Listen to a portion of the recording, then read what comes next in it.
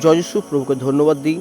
আমরা এই দেখি 2 কোরিন্থীয় 5:21 বলছে, যিনি পাপ জানেন নাই তাহাকে তিনি আমাদের পক্ষে পাপ স্বরূপ করিলেন, যেন আমরা তাহাতে ঈশ্বরের ধার্মিকতা স্বরূপ হই।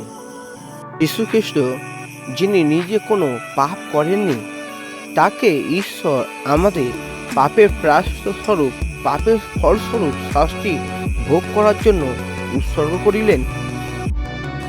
যিনি পাপ জানেন নাই, এটি যীশু খ্রিস্টের নিষ্পাপতা ও পবিত্রতাকে নির্দেশ করে। তিনি সম্পূর্ণ নির্দোষ ছিলেন।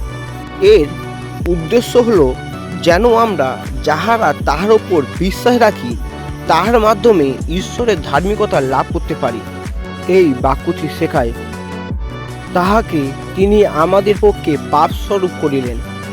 ঈশ্বর যিশুর ওপর আমাদের পাপের বোঝা চাপিয়ে দিলেন। এর অর্থ এই নয় যে যিশু নিজে পাপী হয়ে গেলেন, বরং তিনি আমাদের পাপের শাস্তি গ্রহণ করিলেন, যেন আমরা তাহাতে ঈশ্বরের ধার্মিকতার স্বরূপ হই। এর ফলস্বরূপ যারা যিশুর ওপর বিশ্বাস স্থাপন করে, তাহারা ঈশ্বরের দৃষ্টিতে ধার্মিক বলে গণ্য হয়। এটি তাদের নিজস্ব কোনো কাজের ফল নয়, বরং যিশুর মাধ্যমে পাওয়া ঈশ্বরের দান। এর মাধ্যমে পাপীরা ঈশ্বরের অনুগ্রহে তার সাথে এক নতুন সম্পর্ক স্থাপন করতে পারে এবং তার চোখে ধার্মিক বলে বিবেচিত হতে পারে।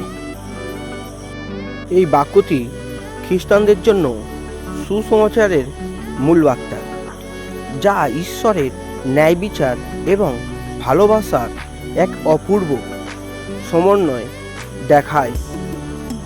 সবাইকে জয় যিশু। ধন্যবাদ।